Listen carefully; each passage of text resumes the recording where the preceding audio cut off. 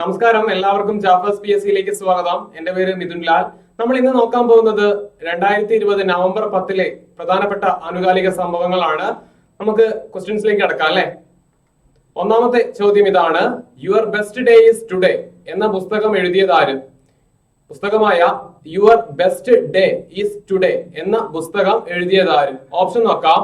Option A Amitabh Bachchan, option B Anupam Kher, option C Chetan Bhagat, and option D Madhuri Vijay. ആരുടെ പുസ്തകമാണ് your best day is today? ആരുടേതാണ്? Option B Anupam Kher. അദ്ദേഹത്തിന്റെ പുസ്തകമാണ് your best day is today. രണ്ടാമത്തെ question നോക്കാം. Vogue magazine woman of the year 2020 2020 woman of the year ആയിട്ട് vogue magazine പട്ടികയിൽ ഇടം നേടിയ കേരളത്തിലെ മന്ത്രി ആര്? ഓപ്ഷൻ നോക്കാം.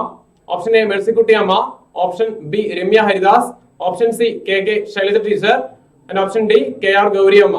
ആരാണ് Vogue magazine woman of the year പട്ടികയിൽ ഇടം നേടിയ കേരളത്തിലെ മന്ത്രി? ആരാണ്?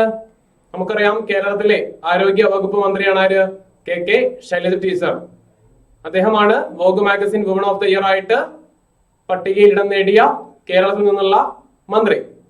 ഓക്കെ, മൂന്നാമത്തെ ക്വസ്റ്റ്യൻ നോക്കാം. ലൂയിസ് ആർസെ ഏത് രാജ്യത്തിലെ പ്രസിഡന്റ് ആണ്? അടുത്തിടെ സ്ഥാനമേറ്റ ലൂയിസ് ആർസെ ഏത് രാജ്യത്തിലെ പ്രസിഡന്റ് ആണ്?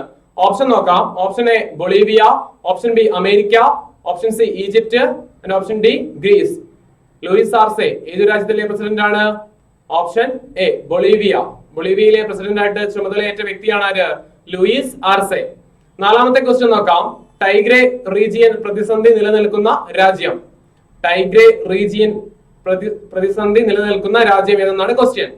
Option A Belarus, option B Ethiopia, option C Sri Lanka, and option D Bangladesh. ഏത് രാജ്യത്താണ് ടൈഗ്രേ റീജിയൻ പ്രതിസന്ധി നിലനിൽക്കുന്നത്? ഏതാണ്? Option B Ethiopia. എത്യോപ്യയിലാണ് ടൈഗ്രേ റീജിയൻ പ്രതിസന്ധി നിലനിൽക്കുന്നത്. നമുക്കറിയാം, 2019 സമാധാനത്തിന് നോബൽ സമ്മാനം ലഭിച്ചത് എത്യോപ്യൻ പ്രധാനമന്ത്രിയായ അബി അഹമ്മദ് അലിക്കാണ്. അദ്ദേഹം ഇപ്പോൾ നേരിടുന്ന ഏറ്റവും വലിയ പ്രശ്നങ്ങളിൽ ഒന്നാണ് എന്ത്? ടൈഗ്രേ റീജിയൻ പ്രതിസന്ധിയൊക്കെ.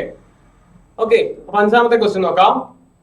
അടുത്തിടെ ഇന്ത്യ ഏത് രാജ്യവുമായാണ് കരാറിൽ ഒപ്പുവെച്ചത്? ഇന്ത്യ അടുത്തിടെ ഏത് രാജ്യവുമായാണ് കരാറിൽ ഒപ്പുവെച്ചത്? ഓപ്ഷൻ നോക്കാം. Option A Pakistan, option B Afghanistan, option C China, and option D Maladweep. ഏത് രാജ്യവുമായാണ് 4 ഇന കരാർ? വേണമെങ്കിൽ കഴിഞ്ഞ ദിവസം അങ്ങനെയാണ് പേപ്പറിലൊക്കെ റിപ്പോർട്ട് ചെയ്തത് അല്ലെ. 4 ഇന കരാറിൽ ഒപ്പുവെച്ച രാജ്യം, ഇന്ത്യയുമായിട്ട് 4 ഇന കരാറിൽ ഒപ്പുവെച്ച രാജ്യം ഏതാണ്? ഓപ്ഷൻ ഡി മാലദ്വീപ് ആണ്. ഓക്കെ, അഞ്ചാമത്തെ ക്വസ്റ്റ്യൻ കഴിഞ്ഞു. ആറാമത്തെ ക്വസ്റ്റ്യൻ നോക്കാം. കേരളത്തിൽ ജല അതോറിറ്റി നടപ്പാക്കുന്ന ജലജീവൻ മിഷനു വേണ്ടി പുറത്തിറക്കിയ ആപ്പ്. കേന്ദ്ര സർക്കാരുമായിട്ട് കേരള സർക്കാർ ജല അതോറിറ്റി നടപ്പാക്കുന്ന ജലജീവൻ മിഷനു വേണ്ടി പുറത്തിറക്കിയ ആപ്പ് ഏതാണ്? ഓപ്ഷൻ നോക്കാം. Option A Nari Shakti, option B Jalshakti, option C E tap, option D e Pani. ഏതാണ് കേരളത്തിൽ ജല അതോറിറ്റി നടപ്പാക്കുന്ന ജലജീവൻ മിഷനു വേണ്ടി പുറത്തിറക്കിയ ആപ്ലിക്കേഷൻ? ഏതാണ്? ഓപ്ഷൻ സി ഇ ടാപ്പ് ആണ്. ഓക്കെ, ഏഴാമത്തെ ക്വസ്റ്റ്യൻ നോക്കാം. എയർ ഇന്ത്യ എക്സ്പ്രസിന്റെ പുതിയ സിഇഒ. എയർ ഇന്ത്യ എക്സ്പ്രസിന്റെ പുതിയ സിഇഒ ആരാണ്? Option A Alok Singh, option B Vivek Kulkarni, option C Trisha Mohan, option D Rajeev Gupta. ആരാണ് എയർ ഇന്ത്യ എക്സ്പ്രസിന്റെ പുതിയ സിഇഒ, ചീഫ് എക്സിക്യൂട്ടീവ് ഓഫീസർ? ആരാണ്? Option A Alok Singh. അലോക് സിംഗ് ആണ് പുതിയതായിട്ട് എയർ ഇന്ത്യ എക്സ്പ്രസിന്റെ സിഇഒ ആയിട്ട് നിയമിതനായത്. ഓക്കെ, എട്ടാമത്തെ ക്വസ്റ്റ്യൻ നോക്കാം. ഓങ് സാങ് സൂചി പ്രതിനിധാനം ചെയ്യുന്ന രാഷ്ട്രീയ പാർട്ടി. നമുക്കറിയാം, ഓങ് സാങ് സൂചി ഏത് രാജ്യത്തു നിന്നാണ്? മ്യാൻമർ ആണ് അല്ലെ.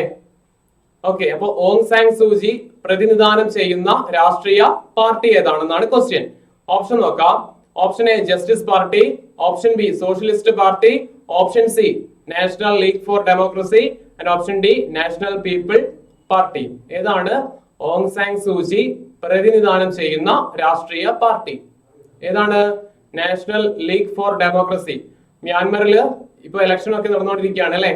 അപ്പോ ഓങ് സാങ് സൂചിയാണ് ലീഡ് ചെയ്തുകൊണ്ടിരിക്കുന്നത്. അപ്പോ നാഷണൽ ലീഗ് ഫോർ ഡെമോക്രസി ആരുടെ പാർട്ടിയാണ്? ഓങ് സാങ് സൂചി. ഒരു പ്രീവിയസ് ക്വസ്റ്റ്യൻ കൂടിയാണ് അല്ലെ. ഓക്കെ, അപ്പൊ അടുത്ത ക്വസ്റ്റ്യൻ നോക്കാം. സോളാർ അധിഷ്ഠിതമായ ഇന്ത്യയിലെ ആദ്യത്തെ ജലവിതരണ സംവിധാനം നിലവിൽ വന്ന സംസ്ഥാനം. സോളാർ അധിഷ്ഠിതമായ ഇന്ത്യയിലെ തന്നെ ആദ്യത്തെ ജലവിതരണ സംവിധാനം നിലവിൽ വന്ന സംസ്ഥാനം ഏതെന്നാണ് ക്വസ്റ്റ്യൻ. ഓപ്ഷൻ നോക്കാം.